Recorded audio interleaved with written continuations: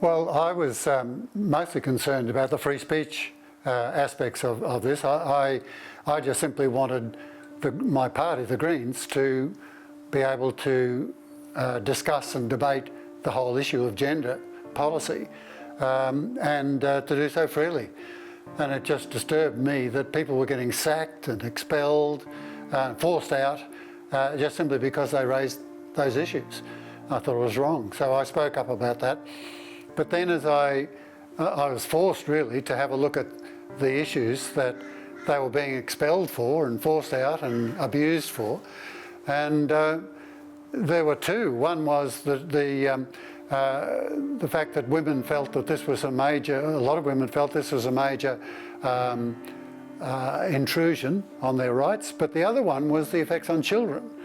And I did some reading on the area and realised that there were a lot of questions associated with things like giving children puberty blockers, giving them cross-sex hormones, giving them surgery because they were uncomfortable in their bodies. And I thought, well, that's wrong. It's problematic. And I thought, well, what's the alternative? And I knew Rachel, I knew of her, and I knew her reputation. I rang her to ask about this, and she told me about her practice and the things that she was doing with children and their parents, and it was so positive. You know, he was a model of dealing with children with troubles growing up, who were uncomfortable in their bodies.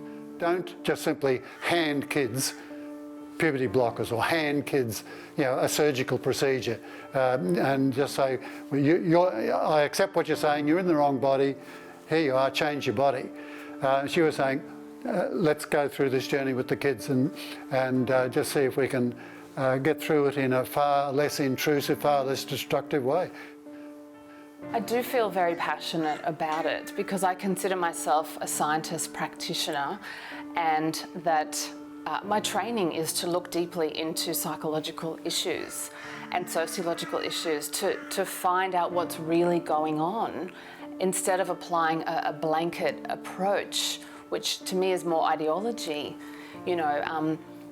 because I think particularly in this area that's dangerous, because people are changing their bodies, and some of those people end up with regret, and it doesn't necessarily improve their mental health. I'm just not convinced that a blanket gender-affirming approach is going to improve the mental health of everybody who shows up with this struggle, particularly amongst children and young people. I mean, we have seen an exponential rise in young people believing that they have gender dysphoria, and I'm not denying the existence of transgender people at all, as I know Drew is not either. But because we've seen this exponential rise, numbers like 4,000% since smartphones were in the hands of all teenagers, it really should be begging the question of scientists, practitioners, clinicians, what's going on, and why does such a high percentage of these gender dysphoric young people have autism and or trauma? What's going on here? We've seen psychiatric epidemics through all of human history.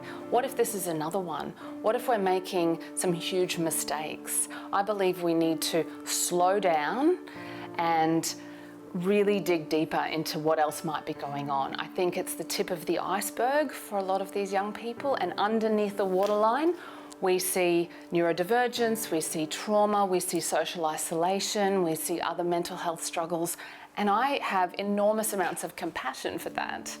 I just want to make sure that if people are making permanent, irreversible changes to their bodies, that it really is the right thing for them. And we're seeing legal cases coming through of lawsuits being initiated, clinicians and hospitals being sued because they did not encourage enough exploration and psychotherapy.